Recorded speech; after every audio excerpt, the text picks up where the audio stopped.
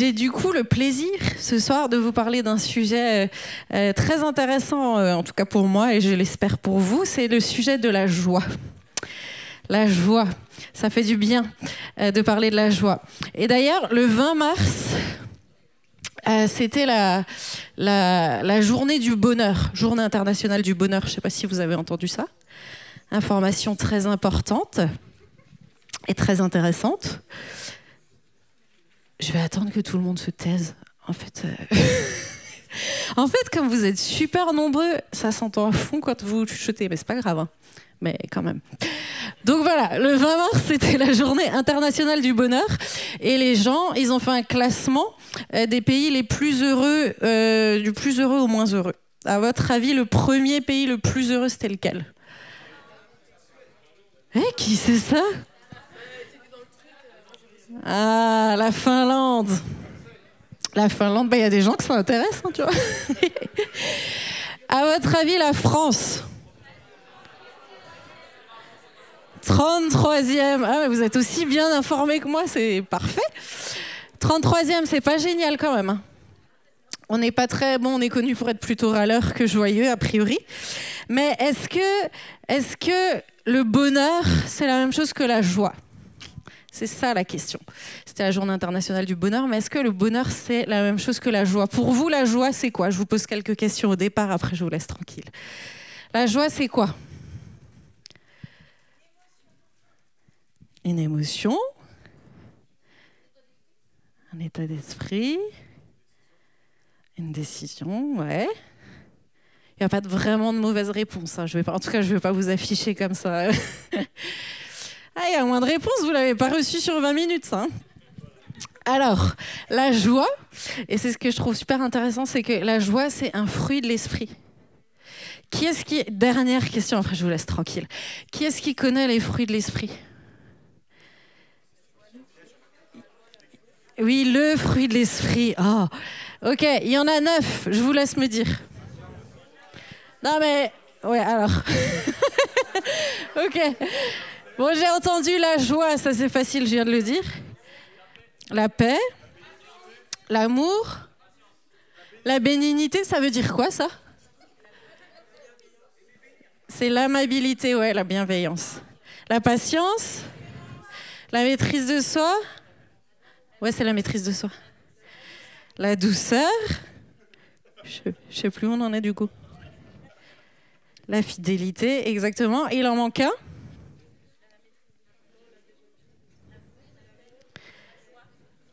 La joie, on l'a déjà dit. L'amour, la joie, la paix, la patience. La patience. Ah bah oui. Ah mais je l'ai pas redit, non? Bon, enfin bref. Il y a ces 9 là et dedans, il y a la joie. Et du coup, ça fait quelques mois qu'on parle du fait que les jeunes au Perchoir, on a envie de devenir des colonnes pour l'église de demain. Et des colonnes, c'est des colonnes dans l'église, des colonnes pour le Seigneur, c'est des gens qui développent ces fruits-là, le fruit de l'esprit. Et je crois que la joie, ça en fait pleinement partie. Être des gens qui savent vivre la joie en toutes circonstances, ça fait partie de ce processus de maturité. Et la question ce soir qu'on va se poser, c'est finalement comment vivre la joie dans mon quotidien, comment la vivre, peu importe mes circonstances. Et pour ça, il y a un petit préalable à comprendre et on va le lire dans 1 Thessaloniciens 5, verset 23. Voilà, on va lire la deuxième. Voilà, que tout votre être, l'esprit, l'âme et le corps soient conservés irrépréhensibles lors de l'avènement de notre Seigneur Jésus-Christ. À travers ce verset, on comprend, et je pense que vous le savez tous, qu'un être humain est composé de 3 parties différentes. Ok. Après, je ferai venir les 3 composants, je ne vais pas les faire venir maintenant. Mais le corps, l'âme et l'esprit, ils trouvent finalement leur satisfaction dans autre chose. Chacun trouve sa satisfaction dans autre chose. Le corps, il trouve sa satisfaction dans le plaisir. Par exemple, dans ce qui vient des 5 sens. On est d'accord que ça, c'est très variable, le plaisir. Si je mange un super bon plat, mon corps va être content. Parce que j'aime beaucoup manger en plus. C'est pas pour ça que voilà, mais... Et par contre, pendant le Covid, par exemple, j'avais plus de goût pendant, je sais pas moi, au moins 2 mois. Je pouvais manger des patates ou un super bon curry, ça revenait au même, j'éprouvais aucun plaisir. Donc le plaisir, c'est quelque chose qui satisfait le corps, mais qui est très variable. L'âme, elle va être satisfaite avec le bonheur. Ok ? Le bonheur, ça relève plus des émotions, de ce que tu ressens en fonction de tes circonstances. Donc c'est aussi quelque chose de très variable finalement. Par exemple, moi, j'aime bien aller me promener en montagne. Et si je suis en montagne, seule, j'avoue, j'aime bien des fois la solitude. Mais je vous aime beaucoup aussi. Mais j'aime bien être en montagne, tu as un soleil magnifique, il y a de la neige, tu as une vue dégagée, tu vois les Alpes. Voilà, tu vois les Alpes de loin, c'est juste trop beau. Moi, ça me procure un sentiment de bonheur, d'apaisement, de tranquillité.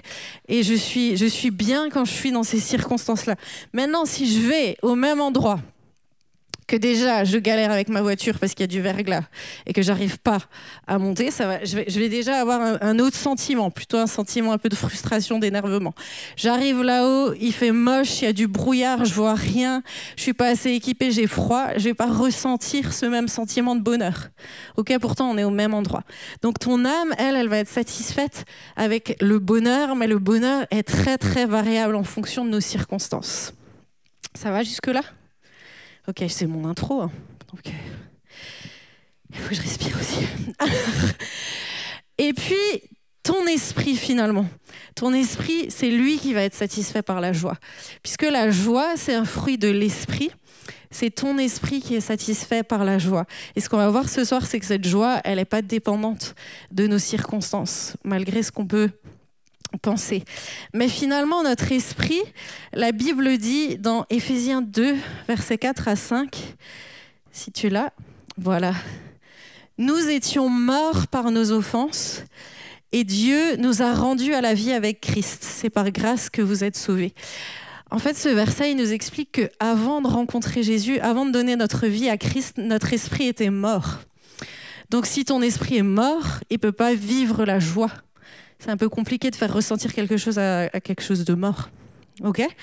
Donc, avant de connaître Dieu, notre esprit étant mort, on ne peut pas vivre cette vraie joie. Et c'est pour ça que beaucoup de personnes qui ne connaissent pas le Seigneur, finalement, courent après le plaisir du corps, parce qu'ils ont besoin de se satisfaire peut-être dans une sexualité débridée, dans des sensations fortes, dans des produits qui vont, entre guillemets, leur faire du bien, mais on reste dans le domaine du plaisir. Ou alors, ils vont chercher à satisfaire leur âme en cherchant le bonheur dans des relations, mais des relations qui vont peut-être rapidement les lasser. Le bonheur dans du divertissement. Mais ça ne viendra jamais satisfaire vraiment leur être, puisqu'ils ne peuvent pas vivre une joie qui est constante et qui est parfaite. Alors finalement, comment la vivre, cette joie ? On va la trouver dans ce qui est éternel et dans ce qui est spirituel. Puisqu'elle est un fruit de l'esprit, on va la trouver dans le domaine du spirituel. Yes ? Ça, vous êtes sages tout d'un coup. C'est bien. Et justement, la Bible, elle parle de la joie qui vient du salut. La joie du fait d'avoir été sauvé par le Seigneur. La joie du fait d'avoir été arraché au péché, arraché à la mort, arraché aux ténèbres. Dans Luc 10, verset 20, c'est Jésus qui parle et qui dit « Ne vous réjouissez pas de ce que les esprits vous sont soumis, mais réjouissez-vous de ce que vos noms sont écrits dans les cieux. » Et ce soir, j'ai peut-être envie de dire à certains, peut-être vous êtes là, vous êtes chrétiens depuis longtemps, mais vous avez un peu perdu cette joie, perdu cette fraîcheur, perdu cette fraîcheur dans la joie. Mais j'ai envie de te dire, rappelle-toi d'où tu viens. Rappelle-toi que Christ t'a sauvé. Rappelle-toi qu'il est mort sur la croix pour toi. Rappelle-toi de là où il t'a cherché. Rappelle-toi de là où il t'a tiré, de là où il t'a sauvé. Et ça sera un vrai sujet de joie parce que c'est une joie qui ne changera pas. Tu es sauvé pour l'éternité. Amen. La joie du salut. David dit... dans le psaume 51, « Rends-moi la joie de ton salut ». Quand on perd cette joie-là, on perd vraiment quelque chose de tellement précieux. Et j'ai envie de te dire, si tu sens que tu es un peu défraîchi, on va dire, reviens à cette joie du salut. La joie, on la trouve bien sûr également dans l'amour de Dieu. Ouais ? Non, ça ne vous rend pas heureux. Bon, bah écoutez. J'ai beaucoup de textes ce soir, je me suis rendu compte, mais on va aussi lire dans Jean 15, versets 9 à 11. « Demeurez dans mon amour, si vous gardez mes commandements, vous demeurerez dans mon amour. » Un peu plus loin, « Je vous ai dit ces choses afin que ma joie soit en vous et que votre joie soit parfaite. » Demeurer, ça veut dire rester, ça veut dire continuer à être, séjourner, s'attarder. Et je crois que là, c'est pareil. Parfois, quand on rencontre le Seigneur, on découvre l'amour de Dieu. Et on est rempli de joie, on est rempli d'espérance, on est rempli parce qu'on découvre tout ça. Mais parfois, on perd un peu ça de vue et on ne demeure pas dans son amour. Demeurer, ça veut dire que c'est intentionnel de rester là. Et l'amour de Dieu est tellement infini que tu n'auras jamais fini de le découvrir. La Bible, elle dit qu'on ne peut pas mesurer ni sa profondeur, ni sa largeur, ni sa hauteur. Et j'ai envie là aussi de nous encourager à nous rappeler que Dieu nous aime, Dieu t'aime comme tu es. Dieu t'aime, Dieu t'a choisi, Dieu t'a appelé. Et quand tu demeures dans cette vérité, il y a une joie qui vient s'installer au fond de ton esprit. Yes ? Et cette joie, elle peut atteindre son summum encore dans autre chose. Parce que là, on parle du salut, de l'amour de Dieu. C'est des choses que Dieu nous donne, qui sont tellement précieuses, qui sont éternelles et qui nous portent. Mais je crois que la vraie joie, la source même de la joie, c'est Dieu lui-même, en fait. Dans le psaume 34, verset 5, il est dit « Quand on tourne les regards vers lui, on est rayonnant de joie. » Et les amis, j'ai envie de nous rappeler que Dieu est la source même de la joie. Et être en communion avec lui, c'est la seule façon dont tu pourras être vraiment dans la joie constamment. Parce que Dieu est bon, parce que Dieu est grand, parce que Dieu est fidèle, parce que Dieu est infiniment au-delà de tout ce qu'on peut imaginer et il est pour toi. Je ne sais pas si tu réalises en fait de la puissance de cette grandeur, la puissance de cette beauté qui est mise à ton service. Et en fait, quand ton esprit il est en communion avec Dieu, c'est là qu'il vit la vraie joie. Parce que c'est là qu'il est pleinement satisfait en Dieu lui-même. Pas dans ce que Dieu te donne. Ce qu'on a dit tout à l'heure, ça reste vrai. Le salut, les bénédictions de Dieu, c'est des sources de joie. Mais quand tu arrives à te réjouir juste en lui, là, tu as atteint j'ai envie de te dire, pas.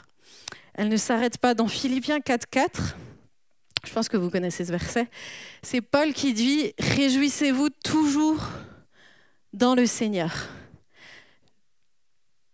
Je le répète, réjouissez-vous. Qu'est-ce que ça... Paul, il nous dit ça alors qu'il est en prison. Là, tu te dis, mais comment est-ce que tu peux te réjouir alors que tu es dans des circonstances pareilles ? Mais il peut se réjouir parce qu'il se réjouit dans le Seigneur. Yes ? Et dans le Seigneur, il peut se réjouir tout le temps parce que le Seigneur est éternel et qu'il ne varie pas. La Bible, elle dit qu'il n'y a pas l'ombre d'une variation en lui. Donc, tu peux te réjouir en lui, peu importe tes circonstances. Et si tu regardes, en fait, comme le Saint-Esprit habite en toi, tu as la source même de la joie en toi, en fait. Quand tu as donné ta vie à Christ, le Saint-Esprit est venu habiter en toi. Ça veut dire que tu as en toi la source même de la joie. Il y a un autre verset dans Actes qui dit « Ils étaient remplis de joie et du Saint-Esprit ». Et j'ai bien aimé cette citation que j'ai lue dans un bouquin là. Il est impossible d'être rempli de joie sans le Saint-Esprit. Et il est impossible d'être rempli du Saint-Esprit sans être rempli de joie.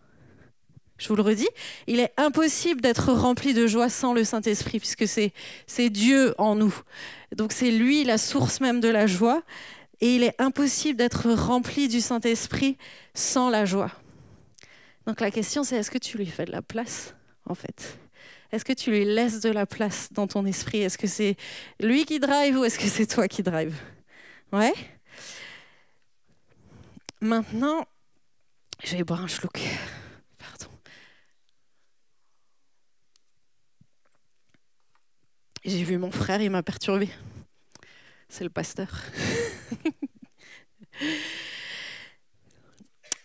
Maintenant, on peut quand même pas parler de la joie sans parler de la souffrance. Parce qu'on est d'accord que c'est pas parce qu'on est chrétien qu'on vit pas des moments d'épreuve, qu'on vit pas des moments difficiles, qu'on traverse pas des moments de souffrance. Et la souffrance, elle est liée aux circonstances qu'on traverse. Elle peut être liée à un échec, liée à une trahison, liée à un deuil, liée à des choses difficiles qu'on vit, une maladie qu'on vit dans notre corps. Et cette souffrance, elle va s'exprimer dans notre âme aussi. Elle va s'exprimer par des émotions, des sentiments de tristesse, sentiments de solitude, sentiments peut-être d'abandon. Et ce soir, je veux vraiment parler avec beaucoup de respect et de déférence, peut-être de la souffrance des épreuves que les uns les autres peuvent traverser. On est d'accord que la joie du Seigneur, elle n'est pas... c'est pas un truc qu'on applique pour nier notre souffrance. La souffrance, elle doit être vécue et notre âme, elle doit faire le process. Quand on traverse une épreuve, il y a un process à traverser et on a besoin que nos sentiments soient exprimés. On a besoin de les exprimer à Dieu. David, il le faisait. Je sais pas, quand vous lisez les psaumes, combien de psaumes dans lesquels il se déverse, il déverse son âme, il exprime sa douleur, il exprime sa souffrance. Mais à la fin, tu vois que souvent David, à la fin, il dit « Je louerai l'Éternel, je choisirai quand même de louer l'Éternel. » Et je crois qu'en ça, il y a une décision. Si tu veux vivre une joie malgré les épreuves, malgré les circonstances, il y a des décisions à prendre et la décision de continuer à louer Dieu, de continuer à chercher cette communion avec lui. Parce qu'au final, c'est cette communion avec lui qui te donne la joie malgré l'épreuve. Yes? On va prendre le 61, versets 1 à 3. L'Esprit du Seigneur, l'Éternel, est sur moi, car l'Éternel m'a oint pour accorder aux affligés, pour leur donner un diadème au lieu de la cendre, une huile de joie au lieu du deuil, un vêtement de louange au lieu d'un esprit abattu. Alors, je vais demander à 3 personnes de venir, Lucas, Mada et Alexis, si vous voulez bien venir. Ça, je bois un coup, nouveau, en attendant.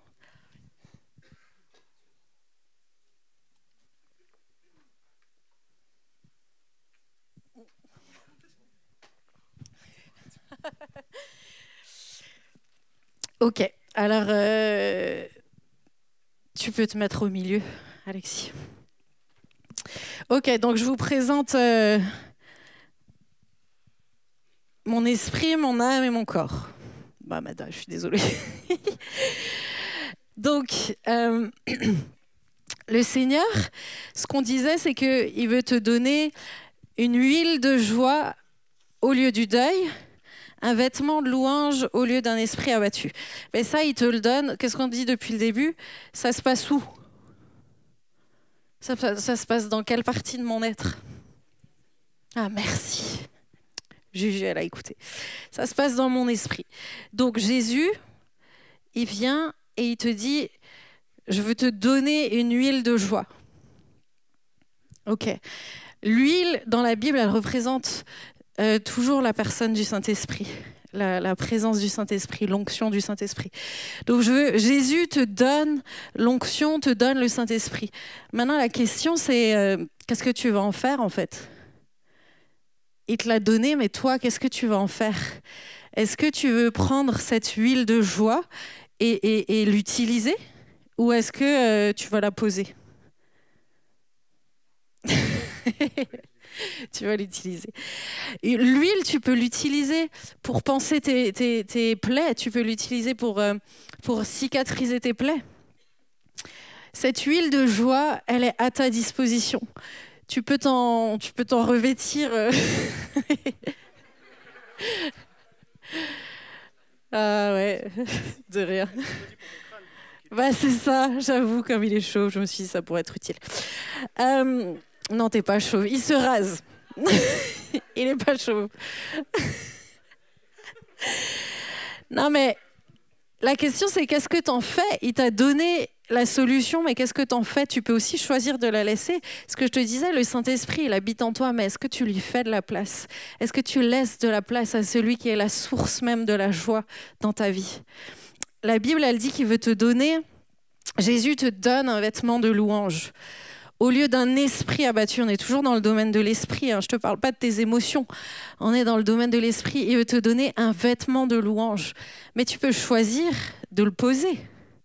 Tu peux choisir de dire non, mes circonstances sont trop difficiles, ce que je traverse c'est trop compliqué, j'ai pas envie de louer Dieu. Ok ? Et c'est ta liberté, le Seigneur il t'oblige à rien. Mais ce que je crois c'est que Dieu est tellement bon, il n'est pas égoïste. Il vient pas te dire t'es en pleine galère, t'es dans la souffrance, t'es dans la misère, viens m'adorer. Moi je vois pas mon Dieu comme ça. Dieu est tellement bon que je crois que s'il te demande de l'adorer, c'est parce qu'il sait que quand tu l'adores, ton esprit, il commence à retrouver de la joie. Ton esprit il commence à reprendre des forces. Ton esprit commence à reprendre vigueur. Mais c'est à toi de choisir, tu as bien choisi, de choisir de revêtir ce vêtement de louange malgré tes circonstances. Et comme dit, Dieu, il n'est pas égoïste, il n'est pas là en mode « donnez-moi, donnez-moi, donnez-moi votre adoration ». Il la mérite, on est d'accord. Et on lui donne parce qu'il la mérite et pas pour une autre raison. Même on est fortifié, notre esprit est fortifié. Et quand ton esprit est fortifié, ce qui se passe, c'est qu'alors il peut s'adresser à ton âme.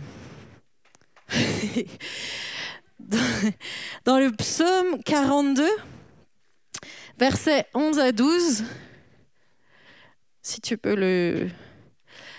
On voit un petit peu ce que David, ce que je vous disais tout à l'heure, quand David est dans la détresse, il exprime sa souffrance. Mes os se brisent quand mes persécuteurs m'outragent en me disant sans cesse « Où est ton Dieu ?»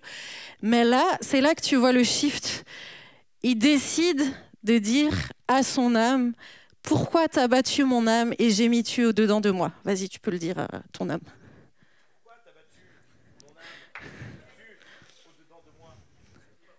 Vas-y, la suite. Espère en Dieu, car je le louerai encore.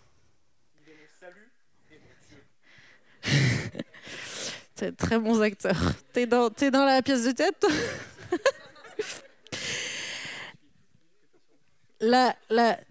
Quand tu prends la décision de dire « Ok Seigneur, tu m'as donné une huile de joie, tu m'as donné un vêtement de louange, je choisis de me connecter au Saint-Esprit, je choisis de rentrer en communion avec le Saint-Esprit qui habite en moi, je choisis de louer malgré mes circonstances », alors ton esprit reprend des forces et il peut commander à ton âme et dire « Espère encore ». Espère encore, tu peux espérer malgré tes circonstances, tu peux espérer pourquoi? Parce que Dieu est bon, parce que malgré tes circonstances, Dieu t'aime, parce que malgré ta situation, Dieu est fidèle, parce que tu peux avoir confiance en celui qui t'a fait des promesses. Et alors ton âme elle-même reprend des forces. Quand l'espérance revient, ton âme reprend des forces. Et ton âme peut dire à ton corps, chante. Loue le Seigneur, Bamada, c'est pas pour rien que je t'ai choisi. Ce que tu veux.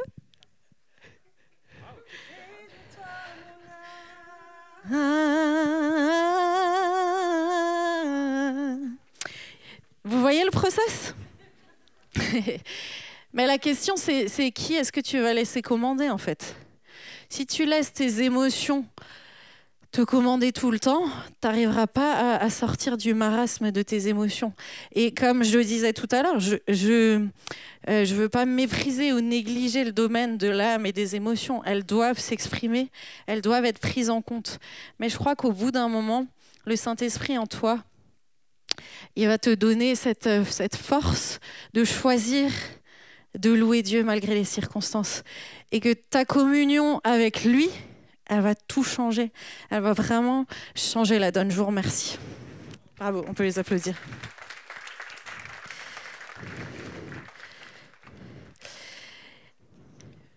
Je crois que j'ai perdu des feuilles. Non. Maintenant, la joie, on a vu qu'elle se trouve dans la présence de Dieu. Et je crois que ça, c'est vraiment la clé de tout. C'est que notre communion avec Dieu, c'est la source même de notre joie. Une joie qui peut être invariable, une joie qui peut être infinie, malgré ce qu'on traverse. Et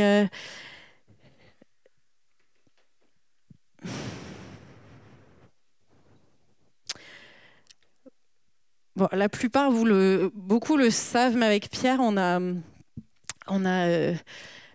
perdu un bébé il y a 3 ans maintenant, 4 ans, quand j'étais enceinte de 6 mois. Et forcément, ça a été une étape difficile, mais ce que je disais tout à l'heure, il y a vraiment tout ce processus de deuil qui a dû prendre place. Mais au bout d'un moment, la joie de la présence de Dieu, elle vient s'installer au fond de ton cœur. Et il y a autre chose qui se passe, c'est que tu peux commencer à regarder à ce qui est éternel, à ce qui est au-delà, aux promesses qui vont au-delà de tes circonstances d'aujourd'hui. Et on a pu trouver notre joie et notre consolation dans le fait de se dire, mais on va la revoir. La vérité, c'est qu'on va la revoir. C'est pas juste un truc pour se consoler, c'est que c'est la vérité. Et quand tu te saisis des vérités de ce qui est au-delà, de ce qui est dans l'éternité, tu peux vivre une joie, une paix, une consolation malgré tes circonstances. Et si je vous le dis, c'est pas parce que je veux parler de nous, mais c'est pour vous dire que c'est réel. Tu peux le vivre. Tu peux vivre la joie en regardant au-delà. Et quand on regarde dans Hébreux 12, verset 2, c'est l'exemple de Christ lui-même qui dit, voilà,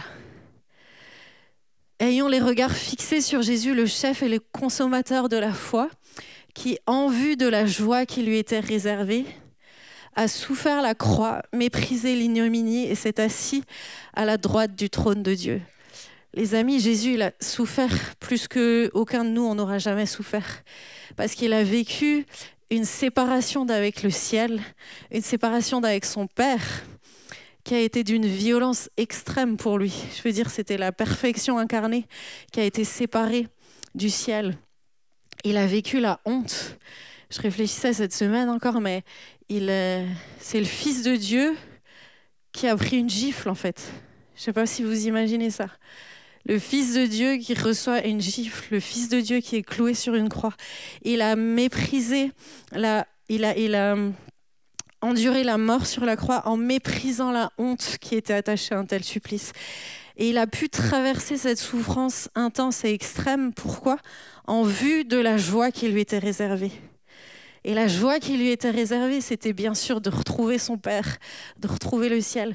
Mais c'était surtout de se dire, mais ce que je fais là, je traverse cette souffrance pour que les hommes, les femmes aient un chemin ouvert, puissent entrer dans la présence de Dieu, qu'ils puissent être réconciliés, qu'ils puissent être sauvés. Il a traversé cette souffrance en vue de la joie de nous voir avec lui pour l'éternité. Les amis, pour moi, c'est ce qu'il y a de tellement beau de se dire, mais la joie du Seigneur, c'est de savoir qu'on sera près de lui. Et je vais terminer avec ça. Qu'est-ce qui fait finalement la joie du ciel ? Je vais terminer juste avec ce passage dans Luc 15, versets 4 à 7. « Quel homme d'entre vous, s'il a 100 brebis et qu'il en perd une, ne laisse les 99 autres dans le désert pour aller après celle qui est perdue, jusqu'à ce qu'il la retrouve ? Lorsqu'il l'a retrouvée, il la met avec joie sur ses épaules et de retour à la maison, il appelle ses amis et ses voisins et leur dit « Réjouissez-vous avec moi, car j'ai retrouvé ma brebis qui était perdue. » De même, je vous le dis, il y aura plus de joie dans le ciel pour un seul pécheur qui se repent que pour 99 justes qui n'ont pas besoin de repentance. Les amis, le ciel se réjouit quand un homme, une femme rencontre Christ, quand un homme, une femme se tourne vers lui.